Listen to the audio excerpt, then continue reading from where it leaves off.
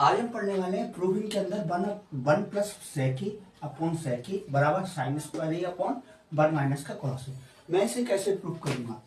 One plus one upon cos E upon one plus का equal to one upon cos A. ठीक है, अब यहाँ क्या हो गया? कॉस ए ऊपर गया तो आपका क्या हो गया? Cos A plus one upon cos A upon one upon cos A. Cos A से कॉस ए खत्म हो गया तो हम यहाँ प्रूव करके क्या आ रहा है? वन प्लस का कॉस ए। ठीक है, अब इधर चलिए sine square A one minus का कॉस स्क्वायर ए। ठीक है, नीचे वन माइनस का कॉस ए। ठीक है, अब ये ए प्लस बी और A minus B, one minus cos A और आपका वन प्लस का कॉस ए। ठीक है, अब नीचे वन माइनस का कॉस ए, इससे ये खत्म।